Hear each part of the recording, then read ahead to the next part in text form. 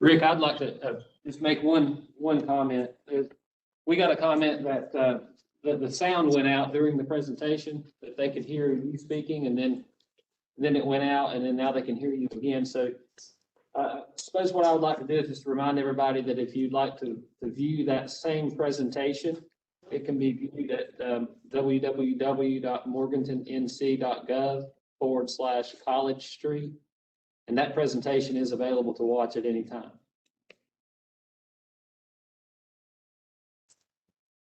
Thank you, Philip. I apologize for that. I'm not sure what happened, and also apologize for the dog barking in the background. But she doesn't understand public meetings, so but apologize for that as well.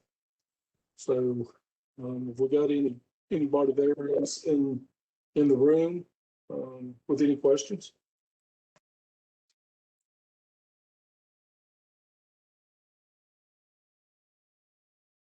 That's a hearsay. We have an individual online with a question. I'm going to unmute Taylor Parsons. Hello, just curious if consideration had been given to expanding parking at Comma.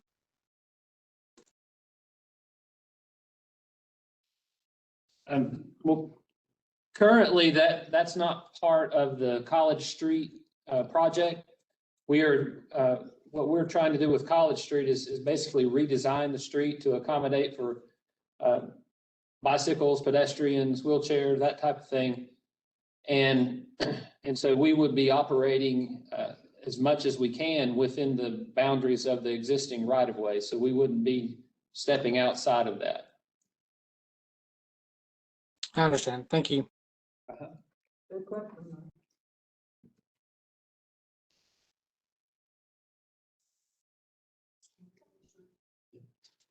I'll say.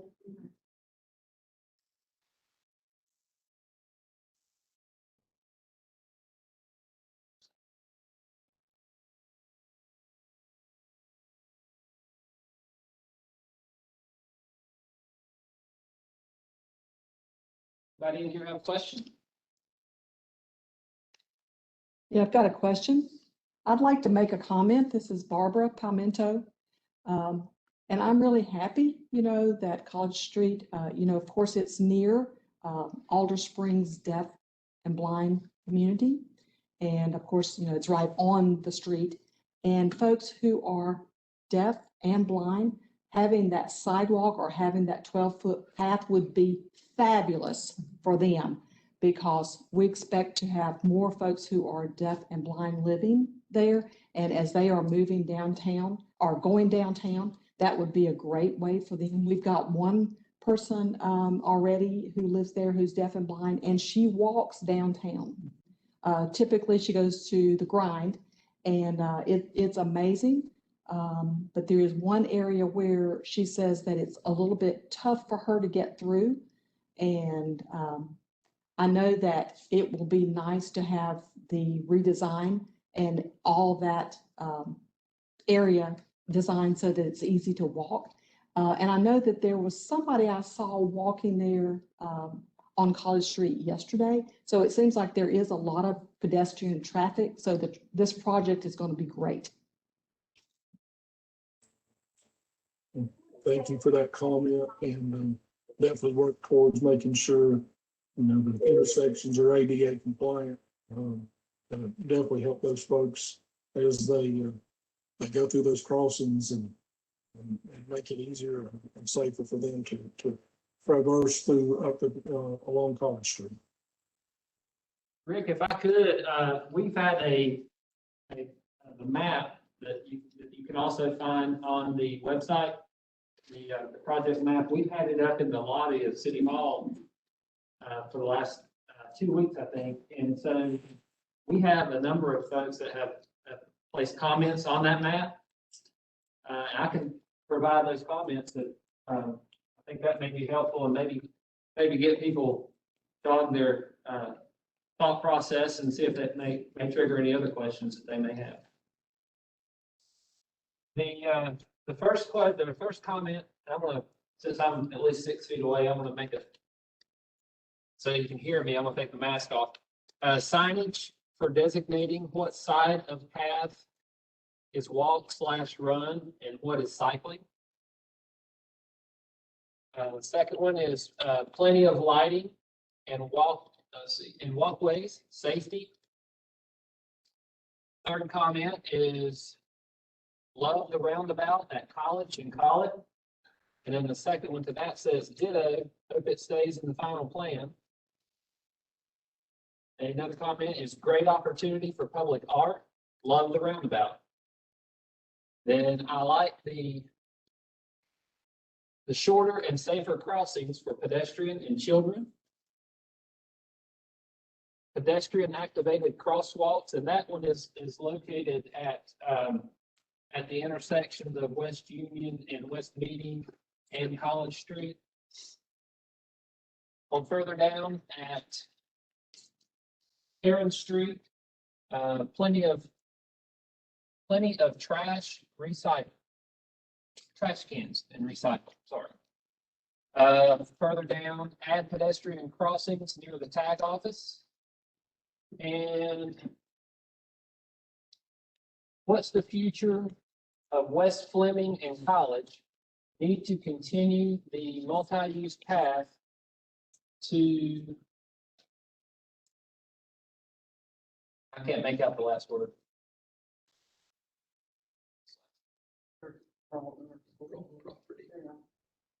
State property. Yeah, I think it means state property, Yeah. but something. Oh, it says just something place. It must be naming something, but I think they mean across the way. Okay.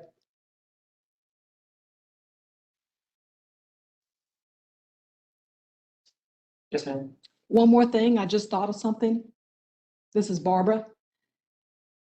And I've gone to Raleigh several times, and a little bird told me that for blind people and for folks who can hear but they're blind, so when they are at a crossing, a pedestrian activated crossing, I guess it's called, that they have vibrators or vibrating devices that are on poles near the intersections, and those are for folks who are blind, but they of course can hear, but they can also know that the lights are changing through those vibrating signals and devices. I don't know if that's something that could be done here, but I do know that if we have folks who come in who are blind and can hear, maybe that would be something that would be a good device. And maybe it doesn't have to wait for the redesign. Maybe that would be something that could be installed that would be helpful, because I do know we have at least one resident who is blind and can hear, who walks the streets quite a bit. Is that different from the bird, literally? You know, Because the bird chirps. Well, I am hard of hearing myself, okay? And I can hear those birds. That's why I alluded to a little bird told me, that was supposed to be a joke. Yeah, so I can hear that, and I've been at intersections and I can hear that chirping. And I thought it was actually a real bird. It's not a real bird. Folks were activating that device and you could hear the chirping. I didn't learn that till later. So in response, what I would say is that in order for that to have immediate implementation, we will make a phone call to North Carolina Department of Transportation to see if that's something that they could implement on the current roadway system. And then we will also I'm going to ask Rick to comment on how that could be incorporated into this project. Rick, if you'll, maybe you have some information with those types of devices. Yeah, I mean, I've used those. I've been exposed and had projects in the past where they were included, to assist folks as they cross. Not only, it helps the blind, it helps direct them, the correct, proper direction, even across the crosswalk, and when it's their time, because you can pick up the direction. And that's typically pretty easily added to a project, like this. I don't think that would be an issue. If that's something that the city would desire, we definitely could look at including that function. There's always not to be negative about it at all, but there is sometimes challenges about working on the volume of that, because if late at night, it could be an issue with some of the surrounding, especially if you have some residential. It could be a little bit loud, but I think you can work through those details. Okay. Thank you, Rick. But I want to say, I really appreciate her bringing up the vibrating unit, because I've encountered a woman, she's talking about blind and deaf, walking into traffic, but she has no way of knowing when that light changes. The vibrating is brilliant. That's amazing. Yeah, I think we need to really see what we can do about that. And we are getting several calls from people who are interested in Alder Springs, and these folks want to move here, and they are deaf blind, so both deaf and both blind. And so, like, we've just got somebody recently who called from New York who is deaf blind, interested in moving here. So if we were able to tell them that we had this type of technology, I think that'd be another drawing card. We have another comment on the chat box. I am going to unmute Miss Maria Simcox. Thank you. Hello, I am a resident and I live near the comma right on College Street. So I'm imagining this will have direct impact on our front yard. And so I just want to know what can be expected as far as the process of this getting the land in our yard. Thank you. Thank you for your comment. Like I had mentioned before, we are making every effort to stay within the existing right-of-way and not seek to get additional land for the project. That being said, when we move from the 25% plan to the 90% or 100% plans, rather, we will know more where that right-of-way is going to be necessary.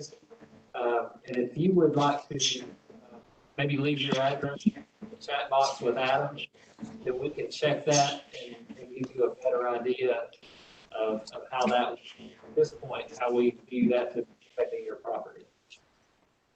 Okay, thank you.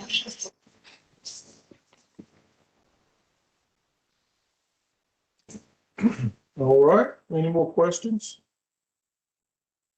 There we go, 503 Silicon. Okay.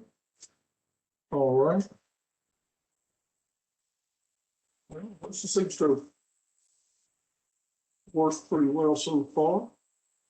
So some resource information for the project. The city's got a website for the project at www.morgantownec.gov/College Street.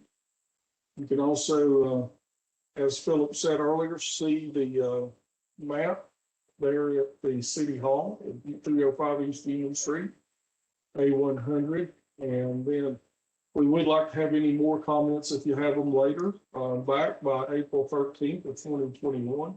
So we can continue on finalizing the preliminary document, the environmental document for the project.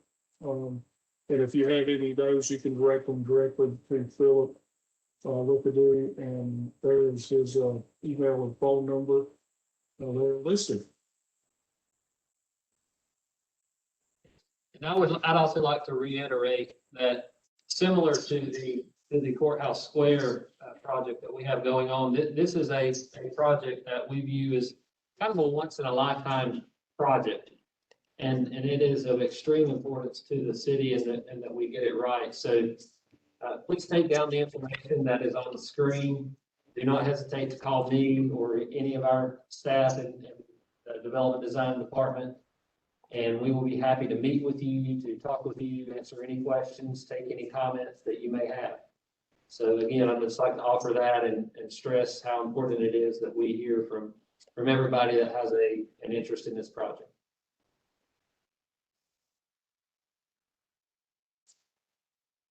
So Philip, that's the end. I can actually, if you would like for me, I could take a quick view of the map and just kind of walk through it if you think that would be helpful.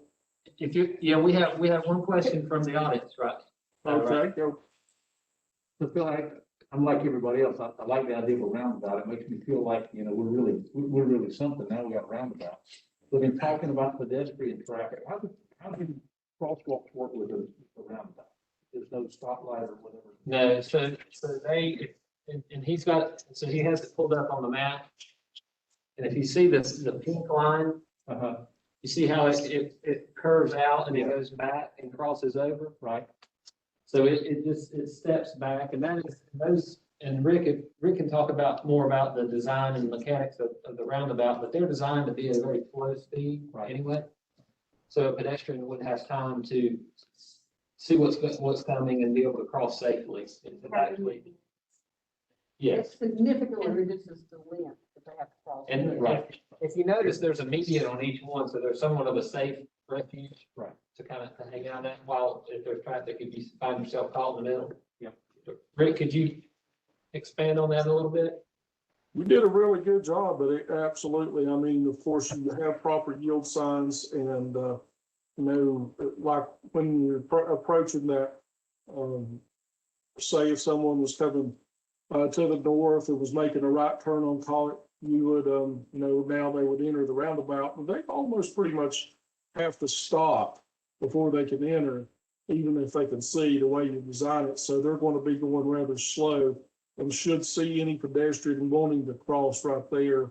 And like you said, they can cross one lane and stop. There's a refuge there with the concrete median that they would be at, and then be able to look and see if anybody's coming and be there, you know, so that the oncoming traffic can see them. And it's pretty obvious they want to cross, and they should be yielding and slowing down for the pedestrian and letting them cross. So, you know, my experience personally using these for pedestrians is they work very well, even in very busy locations, for folks to get across. I feel much better with those than at your regular signalized intersection where you're trying to scurry across 4 or 5 lanes of traffic sometimes. Thank you.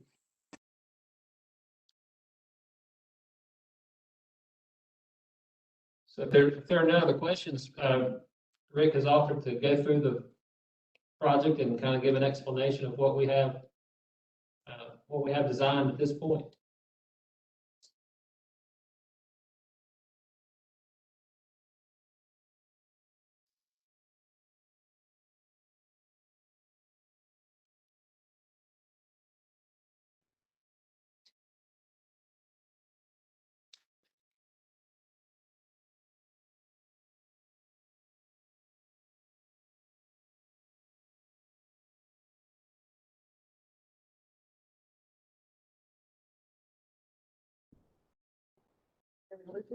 Are you there, Rick? I'm talking a lot. It's just muted. Let me start again. Sorry about that. Rick, Yeah. and would you turn on your video if you could? Absolutely. Thank you. I think I can. How's that? You see me? There we go. All right. I'm kind of not looking directly at the camera because I'm using a separate screen, but all right, I'm going to start again. Project, as we said, starts here at Fleming Drive at the intersection where it splits from west to east. And so if you're kind of looking at the map where we start, you can see this purple line, and hopefully you can see my cursor. This purple area that comes up, that's the multi-use 12-foot path. On the opposite side, we're seeing the sidewalk, and that's in yellow. And of course, the 2 lanes of pavement where we had more lanes before. Apologize for the bird in the background, but he's doing it. I can't make him be any quieter right now. So, and then we continue on to the north and cross over the bridge. And so this is to give you an idea of what the bridge is going to look like. We're going to repurpose the bridge with a wider path on that one side. This is looking from the other direction right here. And then the sidewalk, so we'll have that continuous path all the way across the railway bridge. We can, do that on the existing bridge and should not have to be, we're not planning to replace the bridge working with what we have. The width is out there, so should that work, that should work just fine. Let me move a little bit to the north. So hopefully you can see that fine. There's, again, continuing on with the multi-use path and the sidewalk. And as you can see right now, and the question was, I believe, close to common, where, my recollection is that there's some retaining walls already there, and our hope is once we finalize design is we won't disturb those retaining walls and can work within the confines of what's there. Not, 100% sure of that, but that's what we hope to be able to do. And just kind of looking at another typical section right here, you can see what we kind of expect it to look like with one sidewalk on one side and the wider path on the other, and then the two lanes of traffic. So let me zoom back out just a little bit. And one more. And then kind of continuing on, one of the things that's going to be considered is the signal at Concord. Could that possibly go away and be a stop sign? Just have to look at the traffic volumes and maybe if anybody's got comments about that. Of course, here is where we, at this intersection of a meeting and a union, this is kind of an important spot because this is where, working with everybody in the city is where we're going to actually have the multi-use path cross over to the opposite side of College Street. And the purpose for that was just because of being closer to the public spaces and stuff on the other side, as we go further north to the park, Martha's Park and that area, to get to be on that side instead of having it on the other side and folks having to cross over where there's not as good a place to cross over, and to minimize the amount of right of way that we needed to take that was with the need to buy. It was easier to required less space because of the way the terrain was going over on this side. As you can see, this area in orange is an area where we'll probably need we think we will need some easement to build a project, and it is even more difficult with the multi-use path on that side. So just so you know, that's kind of why we switch sides there, and folks will be able to do that at that signalized intersection with pedestrian crossing there and do that safely. Here's the roundabout we looked at before, and then moving on to the north, you can see we've got a pretty wide space between the multi-use path and the back and the edge of the curb and the edge of pavement there to a pretty good sized green space. And then here is another kind of look at that. This is a rendering. This is not exact, but this is to give us an idea of, give folks an idea of what it would look like, visually, as we have some folks in one of our offices that was able to do this rendering. And sometimes it's easier to understand things when you can kind of see a picture versus just looking at one of our engineering drawings. Sometimes those are difficult for folks to look at and visualize.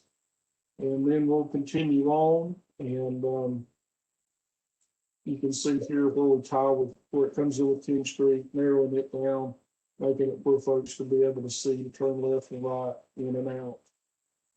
Crosswalk in this area. And then we're here at the end of the project, and then it will actually, the multi-use will join up with the other greenway. I don't recall the name off the top of my head, but that's, you'll be able to continue on. That's part of the plan moving forward. And then there's another kind of looking back up the hill. this is a rendering, kind of to give folks an idea of what that would look like. So that's kind of a quick walkthrough of the project, just to see it on the plan. And if, like Philip said, you can download this and take a look at it yourself. And of course, if you have questions, just let us know. I'll be happy if Philip needs me to talk with folks moving forward and explain things if there's any questions or anything like that. All right, Philip, I'm going to kind of turn it back over to you for right now. Okay. Are there any other questions that maybe that walkthrough of the project triggered? There's one other comment that came through, and just to make sure it has been addressed, from Mr. Bill Steiner.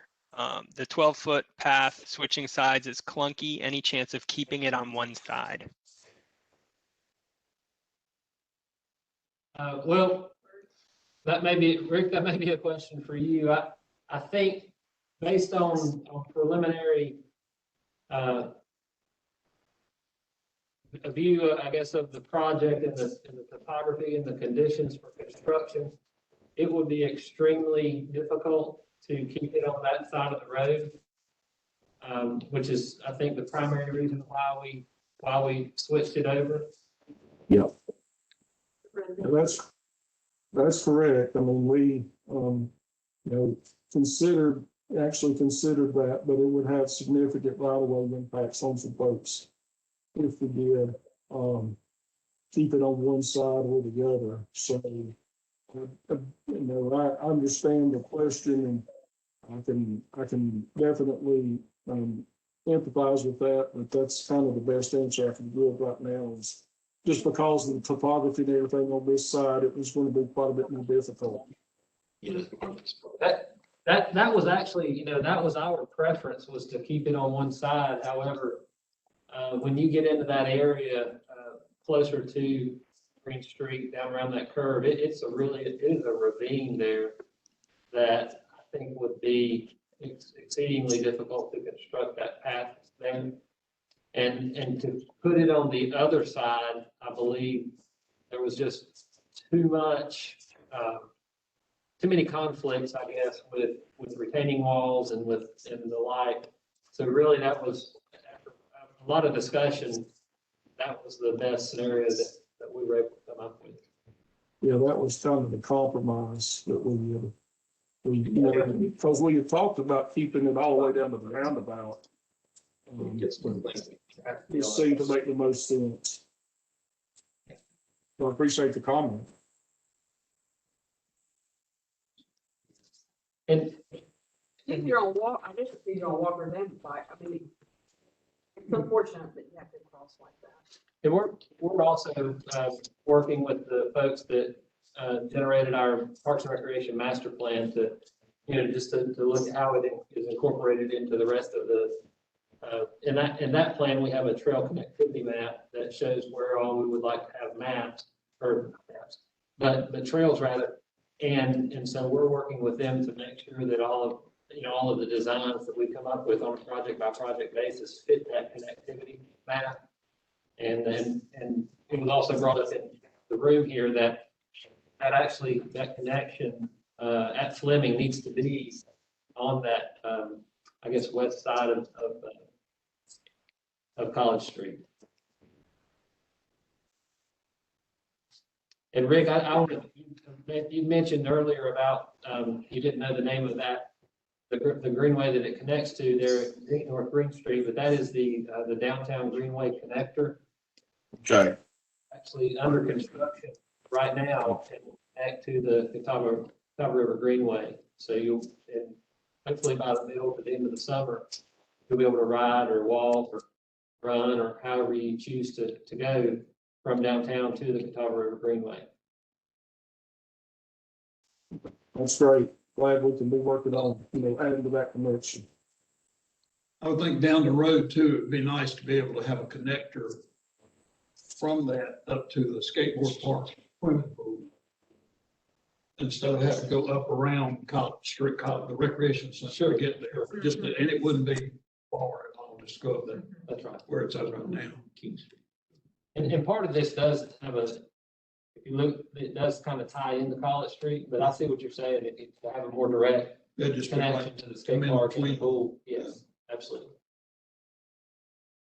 And there's still a sidewalk on that one side, it's just not 12 foot. Correct. Like if you wanted to stay on there and not cross over, there's still a sidewalk. 5-foot sidewalk on the other side, yes, sir.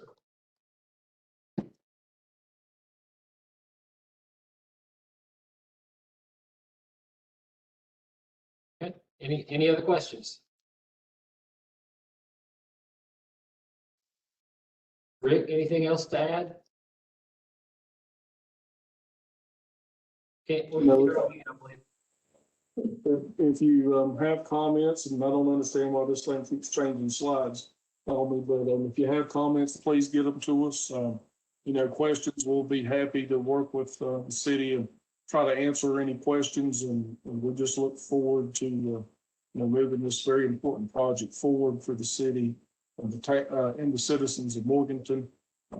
Excited to be able to do that, and really appreciate everyone's participation tonight. I know this is a little unusual doing it virtual, but I think unfortunately it's been a long year, but we're getting through it, and we really appreciate everyone's patience just using this type of method to have this meeting tonight. Just thank everyone. Thank you. Okay, thank you, everybody. Again, call, take the number on the screen, call me, and I'll be happy to discuss this project with you. Thank you very much. Thanks, everybody. Have a good evening. Thanks. Thanks.